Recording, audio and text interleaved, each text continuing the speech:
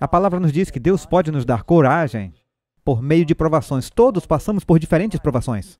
Normalmente, qualquer provação que você possa passar na vida, Deus vai usar isso para alcançar você e Ele vai usar isso para alcançar outros através de você. E isso acaba sendo uma bênção, pode não parecer na hora. Pensei em compartilhar um pequeno fato incrível da história sobre a coragem através das provações. Provações e contratempos não precisam definir sua vida. Considere como exemplo Abraham Lincoln. Sua mãe morreu quando ele tinha 9 anos de idade. Seu pai não sabia ler. Ele falhou nos negócios aos 21 anos. Foi derrotado na corrida legislativa aos 22 anos. Fracassou novamente nos negócios aos 24 anos.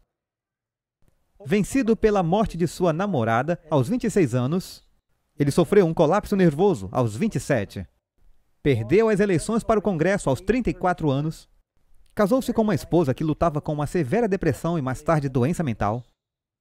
Perdeu outra eleição aos 36.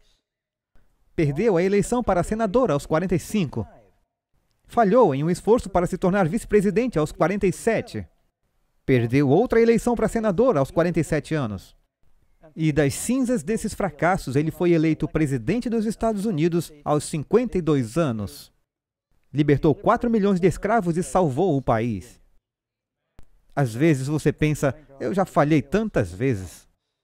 Mas talvez Deus esteja apenas preparando você para um grande trabalho, um grande sucesso e um grande ministério.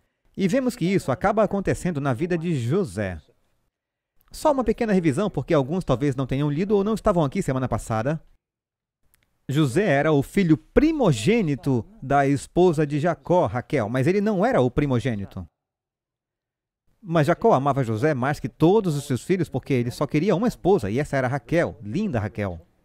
Raquel também deve ter sido uma mulher muito boa em muitos aspectos porque ela treinou muito bem José. Ela morreu no parto do irmão mais novo de José, Benjamim. Mas aquele treinamento inicial deve ter sido algo extraordinário, pois José cresceu para ser um homem extraordinário com grandes escrúpulos. Mas Jacó, quando Rúben se comportou mal, Rúben teve um caso com uma das concubinas de Jacó e ele disse que Rúben, que é tecnicamente o primogênito, não teria o direito à primogenitura. Ele deu a José uma linda túnica de muitas cores. E isso deixou os outros irmãos com inveja. Aprendemos que esses mantos de muitas cores eram dados à realeza. Eu li alguns versos sobre isso na semana passada. Além disso, citações também dizem que eram para o ofício sacerdotal. Reis e sacerdotes usavam essas vestes de cores lindas. Deixe-me ler alguns versos sobre isso. Êxodo 28, verso 2. E farás vestes sagradas para Arão, teu irmão, para glória e beleza. O verso 6 diz, e farão o éfode de ouro, e de azul, e de púrpura, e de carmesim, e de linho fino torcido, de obra esmerada. Então, ao pensarmos num manto de muitas cores, por favor, apague a imagem que você tem em sua mente de José vestindo um manto de arco-íris. Devia ser mais parecido com o bordado que você vê com os reis e os sacerdotes descritos aqui. Mas para o resto da família, aquilo significava José vai receber a bênção do primogênito. Embora ele fosse o segundo depois do mais novo. Ele era o primogênito de Raquel. Eles ficaram tão bravos, daí ele começou a ter sonhos, visões de grandeza, que ele seria um grande governante e todos acabariam se curvando a ele e ele não queria irritá-los. Ele só estava impressionado. Deus tinha um grande destino para ele, ele só queria compartilhar com alguém. E isso os deixou ainda mais furiosos. A Bíblia diz 3 vezes no capítulo 37, eles odiavam e os odiavam ainda mais. Quando o pai enviou José para descobrir onde seus irmãos estavam pastoreando as ovelhas, ele é enviado do pai procurando por seus irmãos perdidos, como Jesus. Eles o avistam e dizem, ali vem o sonhador. Vamos matá-lo, jogá-lo num buraco e dizer que alguma fera o devorou. Rúben os impediu e disse, ele é nosso irmão, não vamos tirar sangue dele, vamos só jogá-lo na cisterna. Vamos jogá-lo num poço vazio. José chegou, eles tiraram seu manto, jogaram-no em um poço, sem água, e sentaram para comer. E então, Judá viu uma caravana de comerciantes ismaelitas levando bálsamo e mirra para o Egito. E ele disse, Ei, por que não ganhar um pouco de dinheiro? Vamos vendê-lo como escravo, tirá-lo da cidade. Ninguém nunca mais ouvirá falar dele no Egito. Não existia internet nem Facebook, então ele pensou, ele vai desaparecer. Então eles venderam José pelo preço de um escravo por 20 moedas de prata. Provavelmente os ismaelitas o levaram para o Egito e o venderam por 30 para ter lucro. Então aqui você tem José sendo vendido por um dos 12, como Jesus também foi vendido, pelo preço de um escravo, por prata, por Judas. E Judas no grego é Judá. E quando Jesus era jovem, alguns homens sábios vieram trazendo bálsamo e mirra. E aquele dinheiro foi usado por seu pai para levar José para o Egito. Há tantas analogias. Então aqui é onde entramos na nossa história. E o interessante é que José é uma das poucas pessoas na Bíblia que tem uma visão com antecedência contando sobre o seu destino. Jeremias, Sansão, Maria, Paulo, José receberam visões dizendo Deus tem um destino para o seu futuro. Você pode não ter tido um sonho ou visão, mas Deus tem um propósito para a sua vida. E amigos, isso mexe muito comigo porque eu me lembro de passar a infância me perguntando se havia algum sentido para a vida, sendo criado praticamente como ateu ou agnóstico. E depois que eu encontrei o Senhor, eu superei isso pela verdade de que Deus tem uma vontade e um destino de providência para a vida das pessoas. E eu nunca teria sonhado com a maneira como o Senhor conduziu e trabalhou em minha vida e foi tudo obra dele em sua providência. Então eu só o louvo porque Deus às vezes leva você a passar por provações para prepará-lo para o ministério. E é o que acontece com José aqui. Então, pegue a sua Bíblia e abra em Gênesis capítulo 39. E vemos que José agora passa dessas provações para uma fase de sua vida onde ele é um servo fiel. Antes disso, porém, ele deve se render totalmente. Enquanto os negociantes ismaelitas estão trazendo José para o Egito, porque ele estava procurando seus irmãos numa área do norte chamada Dotã. Seu pai enfrentou uma ameaça com a família e todos os servos em um lugar chamado Hebron. Os comerciantes ismaelitas indo para o Egito, era necessário que eles voltassem por onde? Pelas colinas onde José podia ver sua família. Então você imagina José agora vendido como escravo por seus irmãos, tratado terrivelmente. Humilhado e abusado, ele implorou, eles não mostraram misericórdia. Ele agora está amarrado atrás de um camelo, sendo levado para ser vendido como escravo, onde ele tinha sido o filho mimado de um nômade rico. Israel, ou Jacó, era muito parecido com um rei naquela época. Os reis eram sheiks, eles tinham servos, riquezas, tribos, rebanhos e manadas e... José, o príncipe herdeiro, agora sendo vendido como escravo. E ele podia olhar para longe e talvez até ver os fios de fumaça saindo de sua casa, pensando em seu pai, como ele ficaria com o coração partido porque agora o seu filho não voltou para casa. Ele ouviu seu irmão dizer, diremos que uma fera o devorou. E ele pensou como seu pai sofreria. Jesus estava ciente do luto de seu Pai Celestial com a ausência de seu filho. José, então, fez uma resolução. Rendição total. Ele disse, Senhor, eu acredito que tu me deste esses sonhos sobrenaturais porque tu tens um plano para a minha vida. Você descobrirá mais tarde que José não apenas tem sonhos, ele tem a habilidade de interpretá-los. Você acha que ele sabia algo sobre o seu próprio sonho, já que ele interpretava o sonho de outras pessoas? Ele sabia que Deus tinha um grande plano para ele. Diz, Senhor, o que quer que aconteça, eu vou me render e confiar totalmente em Ti. Amigo, se você consegue manter essa decisão em sua vida será muito mais feliz. Aconteça o que acontecer, você fará o melhor para servir a Deus, para ser fiel. Aconteça o que acontecer, você vai confiar no Senhor. E fazer o possível para representar a Cristo. O que vier à tua mão para fazer, faça para o Senhor.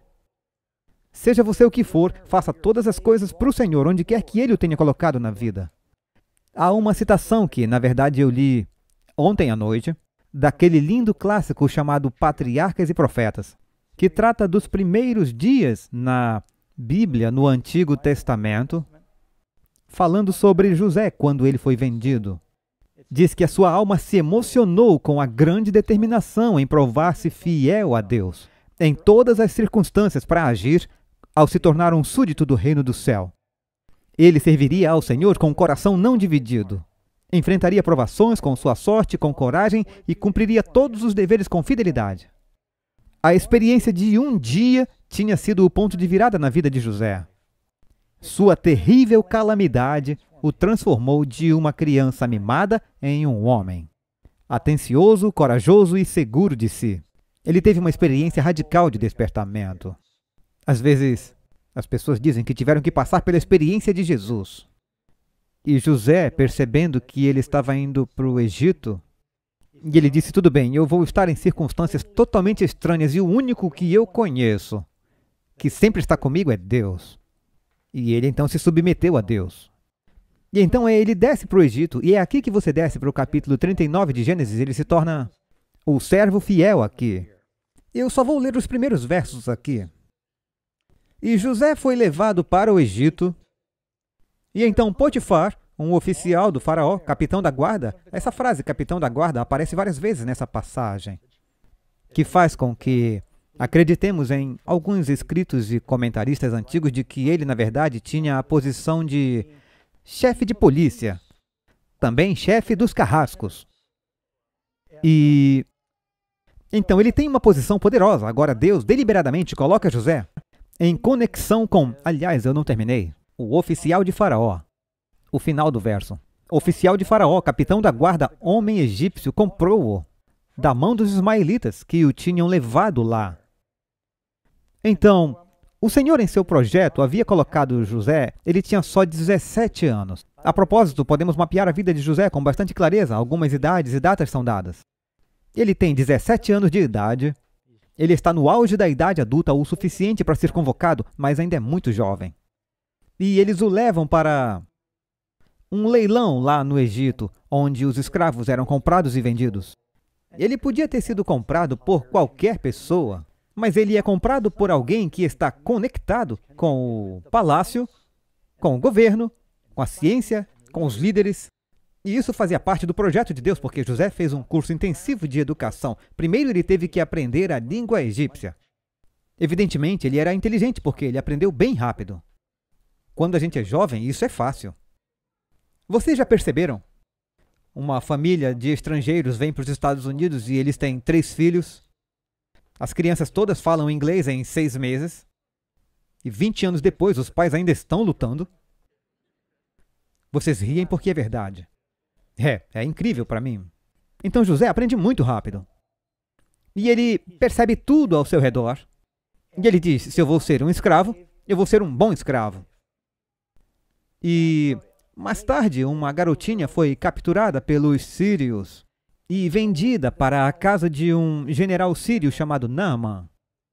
E ela leu a história de José. E ela disse, se eu vou ser uma escrava, eu vou ser uma boa escrava. E ao invés de pagar o mal com o mal, eu vou buscar chamar a atenção dos meus senhores. E então José era fiel, bom, honrado, gentil, simpático. No verso 2 diz, o Senhor estava com José. Agora, ao passar por uma provação, você pensa que Deus te abandonou. Às vezes, passando por uma dificuldade, você pensa, Deus me deixou. Deus pode querer que você passe por uma provação. Jesus, às vezes, nos deixa passar pela fornalha ardente, mas Ele passa por ela conosco, amém? Você pode cair na cova dos leões, mas o Senhor também vai para a cova dos leões. A Bíblia diz, ao passares pelas águas, eu serei contigo. Então sim, José passou por alguns momentos difíceis, mas 4 vezes neste capítulo, você procura mais tarde. Diz, o Senhor estava com José. O Senhor estava com José. O Senhor estava com José. Embora pareça que as coisas numa situação estejam indo de mal a pior, o Senhor está com ele. Aqui nos diz que, porque o Senhor é contigo, tipo norte, sul, leste, oeste, para onde for, o Senhor está contigo. Jesus disse, eu estou contigo aonde quer que fores, até o fim dos tempos. Amém? E ele foi um homem de sucesso, agora está chamando José de homem. E ele estava na casa de seu mestre, o egípcio. Então ele não trabalha só no campo, ele tem responsabilidades na casa. E o seu mestre viu que o Senhor era com ele. E o Senhor fez que tudo prosperasse em suas mãos. Então José achou graça aos seus olhos e o serviu. E ele o fez superintendente de sua casa. E tudo o que possuía ele colocou sob sua autoridade. Agora, isso não aconteceu em um dia. Na verdade, estamos lendo um período de cerca de 10 anos nesta passagem. Ele chega, aprende a língua, é fiel nas pequenas coisas, lhe dão mais para fazer, ele é fiel naquilo, lhe dão ainda mais. O mestre diz, este jovem é muito perspicaz, ele tem ótimas atitudes. E tudo que eu dou a ele, tem algumas pessoas que você dá algo para elas fazerem. E dizem, se você quer fazer algo, dê para uma pessoa ocupada. Porque geralmente são eles que fazem as coisas. E José era perspicaz? Seu pai o ensinou a ler. E provavelmente também aprendeu a ler hieróglifos ou o que quer que os egípcios tivessem naquela época. E ele está aprendendo matemática, ciências. Eu acho que ele queria expandir sua educação. Conversando com os outros servos que trabalhavam no palácio, o mestre às vezes mandava José ao mercado para comprar coisas, pois podia confiar nele. E em seu intercâmbio com os servos e outros funcionários, ele fazia perguntas, está aprendendo coisas, e ele está enchendo a sua mente e quer aprender tudo o que pode para preparar-se para o destino de Deus para ele. Acho que essa é uma lição importante, nós devemos fazer o que pudermos para aprender o que pudermos. Você leva a sua educação terrena com você para o céu. A educação começa aqui e vai para a eternidade. Então, ele está aprendendo. E aqui diz que o mestre o fez superintendente de tudo e pôs tudo sob sua autoridade. Foi desde então que ele o fez superintendente de sua casa e de tudo que tinha. O Senhor abençoou a casa do egípcio por causa de José. E a bênção do Senhor estava em tudo o que ele tinha, na casa e no campo. Seu mestre também tinha algumas colheitas, tudo nas suas mãos. Então José sabia um pouco de agricultura também. E todos os campos de Potifar foram postos sob a autoridade de José. Então ele aprendeu sobre administrar fazendas e campos, o que ajudaria a salvar o mundo mais tarde. Isso é importante. E tudo foi abençoado por amor de José, verso 6. E assim ele deixou tudo o que tinha nas mãos de José. Ele não sabia o que não tinha, a não ser o pão que comia. Agora uma pausa aqui. A Bíblia nos diz que se recebemos alguma bênção, somos abençoados por amor de Jesus. E você lembra da bênção que Deus deu a Abraão em Gênesis capítulo 12. Diz, de bênçãos te abençoarei. Abençoarei aqueles que te abençoarem e amaldiçoarei aqueles que te amaldiçoarem. Deus repete essa bênção através de Isaac para Jacó. Agora vemos isso vívido, que quem é bom para José é abençoado. 2 pontos importantes. Eu acho que podemos ver Jesus, primeiro de tudo, diz que o Senhor abençoou por causa de José. Quando oramos para que Deus nos abençoe por nossa causa, ou que Deus nos abençoe por causa de Cristo. O Senhor estava com José. Deus honrará os pedidos que fizermos em nome de Jesus. Somos abençoados em nome de Cristo. E a Bíblia diz que os que nos abençoarem serão abençoados. Esse é só um princípio para lembrarmos. Havia poder no nome de José em sua conexão com Deus. Agora, eu acho que uma das razões pelas quais Potifar respeitava José é que José, sem dúvida, está no Egito. E se você já viu alguma foto do Egito, há estátuas. Na verdade, é aqui que você tem a ideia de estátuas colossais. Colosso, na verdade, é uma grande estátua. O Colosso de Rhodes, mas a palavra colossal, quando você pensa na esfinge, nas pirâmides, nos grandes templos dos deuses que eles têm no Egito, eu estive lá, no Cairo. Eu estive dentro das pirâmides e, amigos, no tempo de José, as grandes pirâmides já estavam lá. E José viveu 1.700 anos antes de Cristo. Mais que isso. Provavelmente 1.800 anos antes de Cristo. Então, o Egito era magnífico durante esse tempo. Não havia areia e escombros em todo lugar. Era a cidade mais civilizada e bem administrada do mundo. Eles tinham abundância de colheitas, eram o centro da civilização, e parte da razão para isso é o clima lá ao redor do Cairo. É um dos climas ideais para a agricultura e para o crescimento de uma civilização. Civilizações nômades normalmente não crescem e constroem grandes edifícios e fazem muita ciência e educação. Mas quando se tem uma civilização por um rio, onde se cultiva e se tem comida em excesso, pois é possível irrigação, eles têm mais tempo livre para estudar, para as ciências, a educação, e as civilizações parecem crescer, como na Mesopotâmia, pelo Eufrates, e outras grandes cidades. Então, o Egito estava florescendo por causa disso. Muito disso dependia do rio. Então, José agora está no Egito durante o seu zênite. Deus o está abençoando, e ele pensa, as coisas estão melhorando. Eu fui vendido como escravo, mas agora eu estou logo abaixo de Potifar em autoridade. E Deus está abençoando. Então, agora José tem cerca de 27 anos, e ele está no auge, como um jovem. E diz aqui no verso 7, no final do verso 6 diz, José era bonito em forma e aparência. E isso nos lança para a próxima parte da história. Mas vou pausar aqui. Várias pessoas que são tipos de Cristo na Bíblia também diz que eles tinham boa aparência. Davi, um tipo de Cristo. Boa aparência. Moisés. Bem, pelo menos quando bebê, diz que ele era bonito porque jogaram os outros no rio, mas quando viram que ele era um bebê bonito, sempre é estranho quando eu leio isso. Lemos sobre a lei e os bebês jogados no rio, mas ele era uma criança bonita. Ele é um tipo de Cristo. E então diz, José, é porque Jesus é lindo. Jesus é lindo, amigos. Amém? Bonito Salvador. Mas, agora a história muda. Verso 7. E aconteceu que, depois dessas coisas, que a mulher de seu senhor pôs os seus olhos em José. E em palavras que não podem ser mal interpretadas, ela disse, deita-te comigo. Então agora vimos José como um servo fiel. A propósito, Jesus é o servo, profetizado no Antigo Testamento como o servo. Você pode ler em Isaías 52, 13. Eis que meu servo agirá com prudência. Será exaltado e elevado e muito sublime. Muitas vezes no Antigo Testamento, o Messias foi predito como sendo o servo. Antes de governar, saiba servir. E Jesus veio como um de nós. E ele diz, eu estou entre vós como aquele que serve.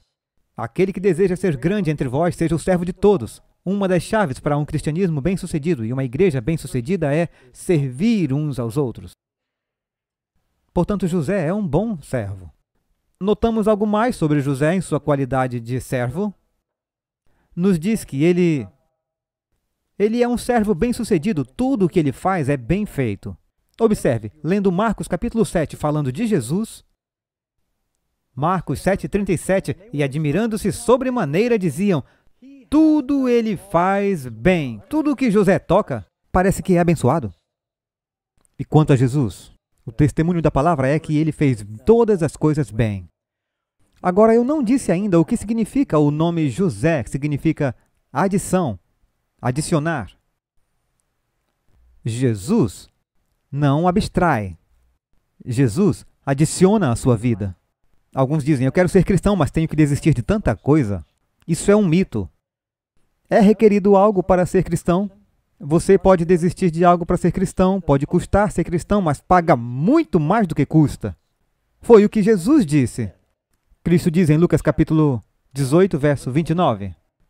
Respondeu Jesus, digo-lhes a verdade, ninguém que tenha deixado casa, mulher, irmãos, pai ou filhos por causa do reino de Deus, deixará de receber muitas vezes mais.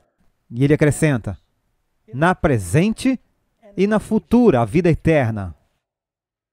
Deus acrescenta, Jesus disse em João 10, verso 10, o ladrão não vem senão a roubar, matar e destruir, e eu vim para que tenham vida. Que tipo de vida? Com abundância. Jesus é uma adição à sua vida. Ele multiplica bênçãos. Ele dá e dá e dá novamente. Amém? São bênçãos para nós que não podemos contá-las. Vejamos o que Paulo diz em Efésios 3, verso 20. Ele quer fazer infinitamente mais do que pedimos ou pensamos. Portanto, José acrescentava. E ele era fiel nas pequenas coisas. Agora, esse é outro princípio que vemos. Lucas 16, 10. Quem é fiel no pouco, também é fiel no muito. Então, quando José estava na casa de Potifar, quando varria, ele não olhava para a direita e para a esquerda, ninguém estava olhando e ele varria a sujeira para debaixo do tapete. Ele juntava com a pá e levava até a lixeira. José foi fiel nas pequenas coisas. E se você for fiel nas pequenas coisas, você terá sucesso nas grandes coisas. Pequenas coisas importam para Deus, amém? Mas agora não é de Jesus, é José, o servo fiel. Agora nós o vemos como o inocente bode expiatório. A esposa de Potifar lança seus olhos sobre José. Este jovem bonito, eu não sei o que está acontecendo entre o senhor e a senhora Potifar, mas evidentemente ela estava insatisfeita. E ela lançou seus olhos sobre José, e talvez seja um bom momento para mencionar versos na Bíblia que nos dizem que pecado não é só cometer adultério, mas uma pessoa comete adultério com um olhar. Normalmente começa com um olhar.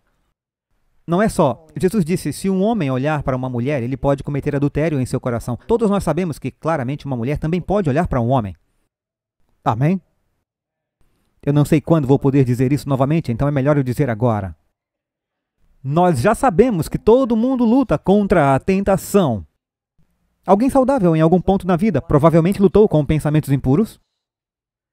Não piore as coisas para ninguém, vestindo-se de uma forma que seja provocativa.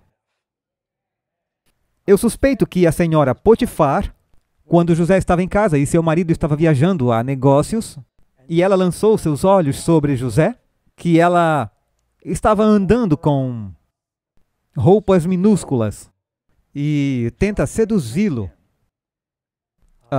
Não venha para a igreja assim, não devemos jamais aparecer assim, em público. Você é casado há um tempo para ficar assim. Mas eu só pensei em lembrar que a cultura está sempre dizendo aos homens e mulheres para tentarem se vestir sexy. Os cristãos deveriam parecer sexy. Amigos, eu acho que devemos ser arrumados, limpos, atraentes, nosso sorriso, nossa aparência, mas não tentar deliberadamente acentuar as curvas, a ponto de fazer seu irmão ou irmã tropeçar. Amém? Você não ouve muito isso. E, bem, eu já falei o suficiente. Cheguei onde queria. Então a senhora Potifar se transforma na senhora Potifogo. Aconteceu algo. E ela diz, venha cá, deita comigo. Ele diz, não. E, categoricamente, ele se recusa. Agora, eu só acho que deveríamos levantar e torcer por José agora. Porque todo mundo gosta de falar sobre a queda de Sansão com as mulheres, Davi com as mulheres, a queda de Sansão com muitas mulheres. E gostamos de dar desculpas, mas esquecemos de pessoas como José, que é um vitorioso.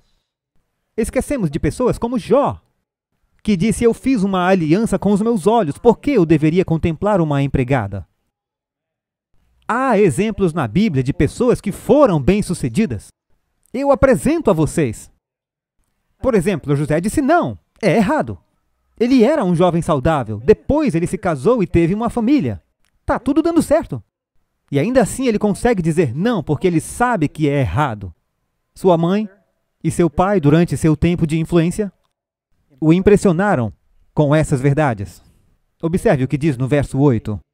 Mas ele se recusou, louvado seja Deus. E ele disse para a esposa do seu mestre, olha, o meu mestre nem sabe o que há comigo na casa. E ele entregou tudo o que tem na minha mão. Outro lugar onde ele é um tipo de Cristo. Tudo feito. Jesus fez tudo. Tudo que foi feito por ele. Não há ninguém na sua casa maior do que eu. É a segunda vez que você descobre que não há ninguém maior. Veja, José é o filho amado, é o favorito do pai. Agora ele é o escravo favorito. Depois você o verá retratado como o administrador da prisão favorito. E finalmente ele se torna o segundo depois do rei. José é o tipo de Cristo, e Cristo só se submete à autoridade do Pai. Pelo menos em sua revelação terrena, ele sempre diz, o Pai é maior do que eu. Então ele diz, ninguém é maior do que eu. E José então diz, ele nada me negou, a não ser a senhora, porque é a mulher dele. Como poderia eu, então, cometer algo tão perverso e pecar contra Deus? Agora uma pergunta. A essa altura, os 10 mandamentos já eram conhecidos? Não. Haviam sido escritos em algum lugar? Também não. Eles sabiam que o adultério era um pecado naquela época? Quando Caim foi informado por Deus, o pecado está na porta do seu coração e Caim mata o seu irmão. Foi um assassinato, um pecado ali fora no jardim do Éden? Sim, foi. As pessoas pensam que os 10 mandamentos não existiam até o Êxodo 20. Eles estão enganados. A Bíblia diz: Abraão, que viveu antes de Moisés, guardou minhas leis, meus estatutos, meus mandamentos, meus julgamentos. Deus sempre teve a sua lei. A propósito, eu posso acrescentar que o sábado remonta ao jardim do Éden. Todos os 10 mandamentos estavam lá no começo, amigos, incluindo o adultério.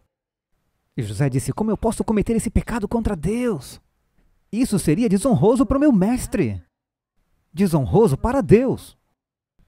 Então assim ela falou com José dia após dia. Com que frequência a tentação vem? Dia após dia. Às vezes o diabo aparece como um sundae com calda de chocolate. Às vezes ele aparece numa oportunidade errada de trabalho. Às vezes no marido ou na esposa de outra pessoa. E ali estava o diabo, operando por meio dela. Ela é um ser humano. Dia após dia. Como José respondeu à tentação? Ele não deu ouvidos para deitar-se com ela, nem para estar com ela. A Bíblia diz: fuja da tentação. Amém? Ele tentou ficar o mais longe que pôde da senhora Potifogo. Mas ela estava tramando. E diz que aconteceu que quando José entrou na casa, ele tinha que entrar em casa para fazer seu trabalho. Nenhum dos homens estava na casa. Eu me pergunto, como isso foi combinado? Ela mandou todos resolverem algo fora. E ela o pegou pela roupa e disse: deite-se comigo. Mas ele agora... Vamos fazer uma pausa aqui. O que está rolando na mente de José? Ele não percebeu apenas que o nome do seu chefe, Potifar, significa touro gordo. Não sei se isso tem a ver com o tamanho de Potifar. Pode ter sido um homem grande, mas é isso que Potifar significa, touro gordo ou touro africano, um dos dois. E ele está pensando: olha, todo mundo sai perdendo nessa situação.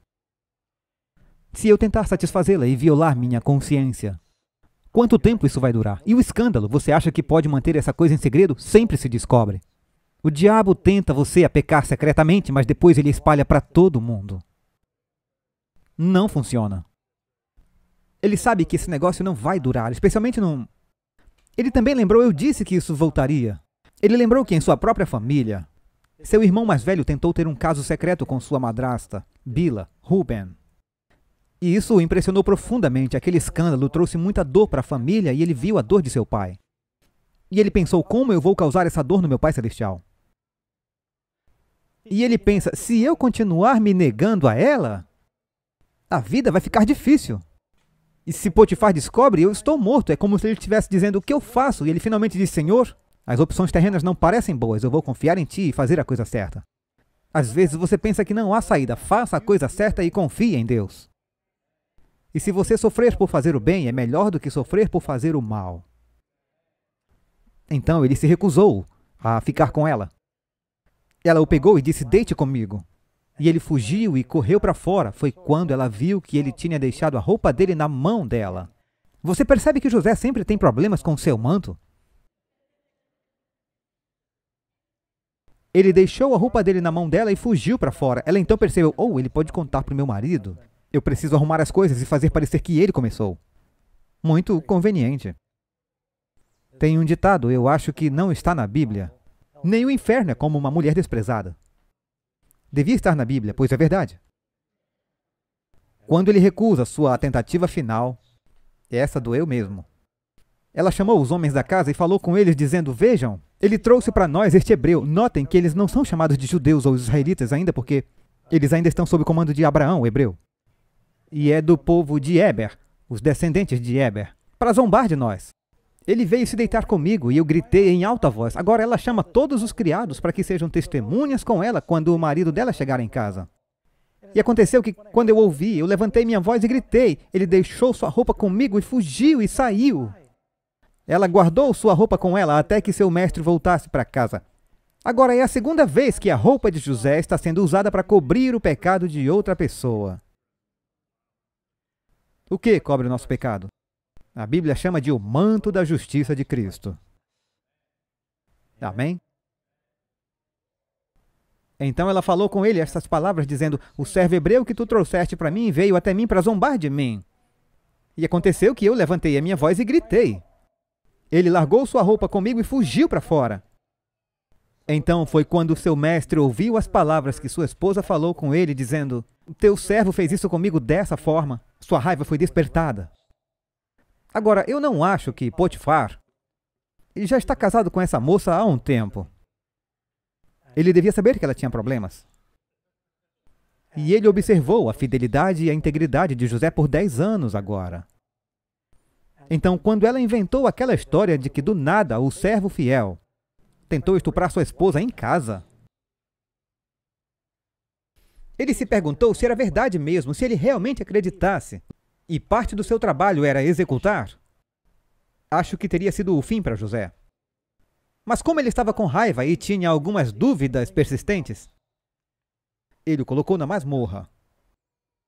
Talvez ele tivesse que livrar a cara de sua esposa e os outros servos que ouviram isso. Ele pensou: o que vai acontecer em nossa casa se eu não ficar com a minha esposa nessa? Então José se torna o bode expiatório, o portador de pecados, que carrega os nossos pecados. José sofre por causa do pecado dela. O que representa uma mulher? Igreja. José sofre por causa dos pecados da mulher. Soa familiar? Jesus sofre por nossos pecados. O mestre de José o leva e o coloca na prisão, um lugar onde os prisioneiros do rei foram confinados. E de novo agora, quem está na prisão com José? Não a ralé de prisioneiros pobres, mas os prisioneiros do rei. José, durante seus anos na prisão, está recebendo mais educação. Agora eles têm muito tempo na prisão. E ele faz perguntas e aprende. Então, algo a se notar. Você não encontra em lugar nenhum José dizer qualquer coisa em sua própria defesa nessa história. Quando Jesus é julgado, ele se defende ou ele é manso? A Bíblia nos diz em Isaías 53, verso 7, ele foi oprimido e afligido, mas ele não abriu a boca. Ele foi conduzido como um cordeiro para o matadouro e como uma ovelha diante do seu alambrado em silêncio, então ele não abriu a boca. Ele resiste fielmente à tentação, mas ele não diz nada para se defender. Ele sofre como um cordeiro inocente pelos pecados dos outros. Quando eu leio a história de José, especialmente essa última seção, eu me lembro daquela grande citação do livro Educação. A maior necessidade do mundo é a de homens. Homens que não se comprem nem se vendam. Homens que no íntimo da alma sejam verdadeiros e honestos. Homens que não temam chamar o pecado pelo seu nome exato. Homens cuja consciência seja tão fiel ao dever como a bússola o é ao polo. Homens que permaneçam firmes pelo que é reto, ainda que caiam os céus. Dwight Moody ouviu alguém desafiá-lo uma vez e dizer: o mundo ainda está para ver o que Deus pode fazer em e através de um homem que é totalmente consagrado a Ele. E Moody disse: eu quero ser esse homem. Ou aquela mulher. Deus quer fazer grandes coisas através de você. Então José é levado e colocado na prisão, onde estão os prisioneiros do rei. Veja o verso 21, mas o Senhor estava com José. Deus está com seu povo mesmo na prisão, e mostra-lhe misericórdia, e favoreceu-lhe aos olhos do carcereiro da prisão. Karen e eu lemos recentemente, já faz quase um ano, eu nem devia dizer recentemente, mas os evangelistas usam termos proféticos dias por ano. Lemos este livro sobre um cristão chinês que se converteu, e ele passou anos na prisão por sua fé. Soltaram-no, ele voltou a ensinar e pregar, colocaram-no de volta na prisão. E ele disse: Deus está comigo quando estou pregando e quando estou na prisão. Ele olhou para a história de José e foi encorajado por isso. A propósito, depois de anos de tortura na prisão, ele está livre agora na Europa. E ele ainda está pregando o Evangelho. Pode chegar o dia novamente, amigos, quando seremos presos por nossa fé. Está ficando fácil acreditar nisso, não? Com o passar do tempo. E nos diz, e o guardião da prisão diz que Deus lhe favoreceu aos olhos do carcereiro da prisão. E o carcereiro da prisão entregou nas mãos de José todos os prisioneiros que estavam na prisão. O que quer que eles fizessem era obra dele. Talvez o carcereiro tenha falado com o capitão da guarda e dito, você prendeu esse rapaz, José? Ele disse, parece um rapaz esperto. Potifar disse, rapaz, desde que ele saiu, eu tive todo tipo de problema. Ele veio, Deus abençoou, ele saiu, está tudo desmoronando novamente. E o guarda disse, sim, Deus é com ele. Então o guardião dá a ele mais responsabilidade. Tudo que ele fazia prosperava. Então aconteceu que depois destas coisas, talvez eu tenha que abreviar para compartilhar esse aspecto da história, enquanto José está na prisão. Agora o vemos como um fiel administrador da prisão.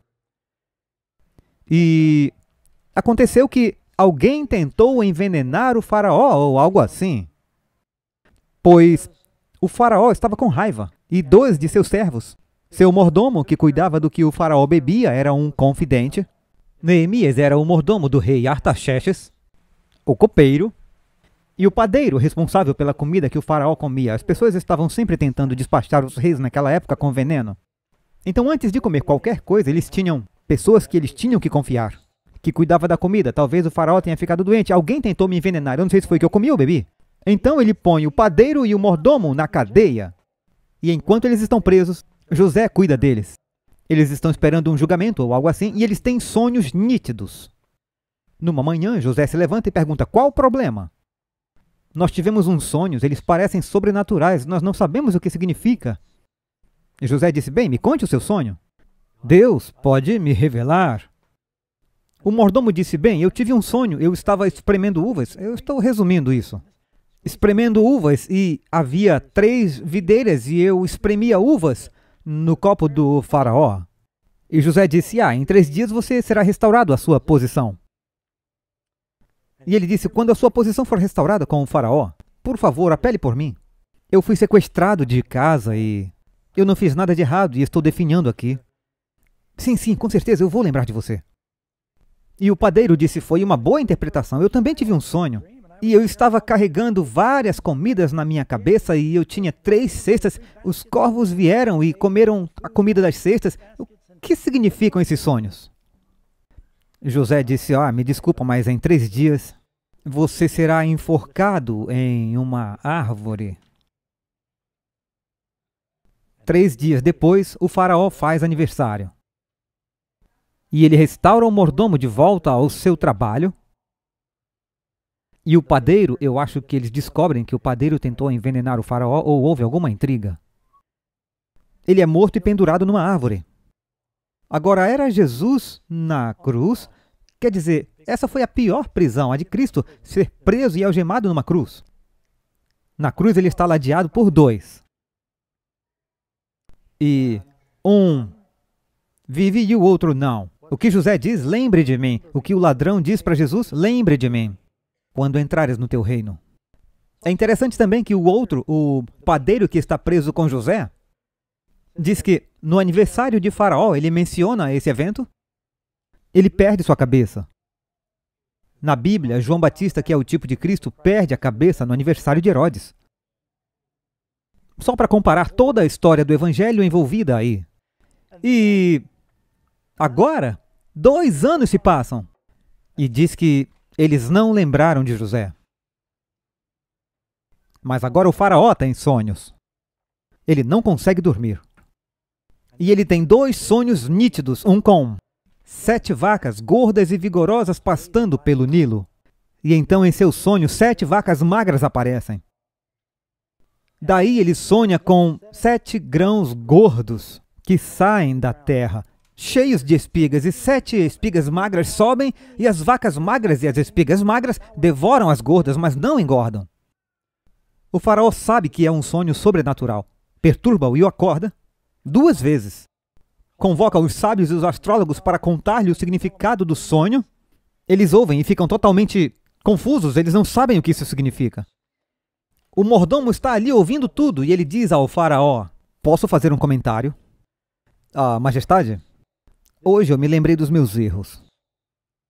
Eu estava na prisão com um hebreu e o padeiro e eu tive sonhos e ele interpretou nossos sonhos e aconteceu exatamente como ele disse. O faraó está desesperado por uma resposta agora. A prisão real não fica longe dali. Ele diz, tragam-no. Então agora José muda de roupa novamente. Porque você não pode ir na presença do rei como um prisioneiro. Ele tira seus trapos e José veste roupas limpas e vem. E o faraó, eu ouvi dizer que você interpreta sonhos? Humildemente ele diz que as interpretações pertencem ao Senhor, assim como Daniel disse a Nabucodonosor. E ele relata o seu sonho a José. E ele disse também ao faraó o que está prestes a acontecer. Aquelas 7 vacas gordas representam 7 anos de fartura. 7 espigas gordas são 7 anos de fartura. O sonho é dado a 2 vezes no depoimento de 2 testemunhas, esta verdade estabelecida. 2 visões diferentes em um sonho. A propósito, isso é profecia. Muitas vezes Deus nos diz uma verdade com diferentes profecias e imagens. Muito importante. Então ele diz, as 7 vacas magras e as 7 espigas de milho, magras e murchas. 7 anos de fome estão chegando após 7 anos de abundância. Deus está mostrando ao faraó o que ele está prestes a fazer. Haverá 7 anos de incrível abundância, 7 anos de fome terrível. Você não me pediu, mas eu te aconselho a encontrar alguém discreto em quem você possa confiar.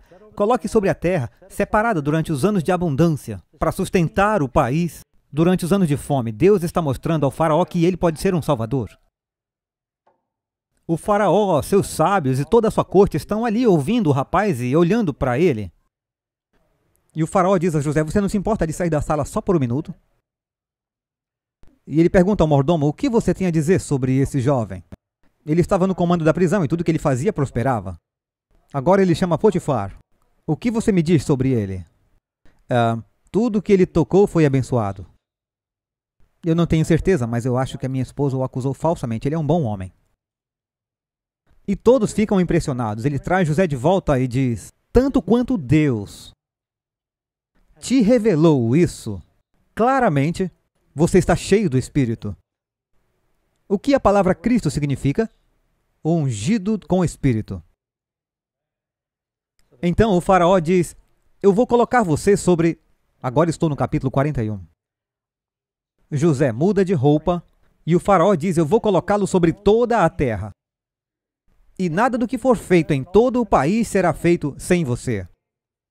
Capítulo 41, verso 38. Acharíamos um homem como este em quem haja o Espírito de Deus? Ele diz, você estará sobre a minha casa, e todo o meu povo será governado de acordo com a sua palavra. Qual um nome para Jesus? A palavra se fez carne. Deus quer que toda a igreja seja governada por sua palavra, amém? Ninguém é tão sábio quanto você. Jesus é o fruto do Espírito e a sabedoria também. Todo o meu povo será governado de acordo com a tua palavra. Faraó diz a José no verso 41, do capítulo 41. Veja, eu te coloquei sobre toda a terra do Egito. Continua dizendo toda. A Bíblia diz, este é o caso em relação a Jesus. Diz, todas as coisas foram colocadas sob Cristo em Colossenses. Então o faraó tirou seu anel, o sinete, que estava em sua mão e deu a José. Ele está dando a ele a sua autoridade. E ele o vestiu com roupas de linho fino. Ele está recebendo novas vestes novamente. Ele vai da prisão para o palácio em um dia. Em um dia, Jesus vai da tumba aos portões do Pai no céu. Não há mudança mais radical do que ir de uma tumba escura e morta na terra para a glória dos anjos no céu. Amém? José vai da prisão ao palácio em um dia. E você encontra esse cenário acontecendo muitas vezes na Bíblia. Eu vou colocar você acima de tudo. E eu vou dizer para todos, o que você fizer, o que você quiser, vá até José. Você pode confiar em José. Pergunte a José. E diz que José tinha 30 anos de idade quando saiu para governar a terra do Egito. Jesus veio até João Batista quando ele completou 30 anos de idade. Amigos, vocês veem ou eu estou imaginando coisas? Vocês veem? José é um tipo de Jesus. E agora vemos José como o Salvador. Ele está se preparando para salvar e nós temos mais para falar. Mas o tempo está acabando. Uma vez eu ouvi de Billy Sunday.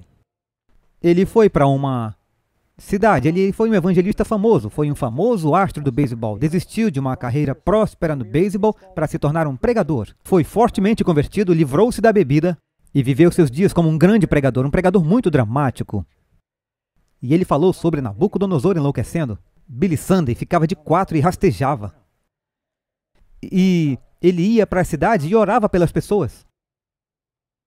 E ele foi para uma cidade e estava armando sua barraca e preparando seu grupo para fazer uma campanha. Ele tinha uma equipe de oração e ele enviou um recado ao prefeito.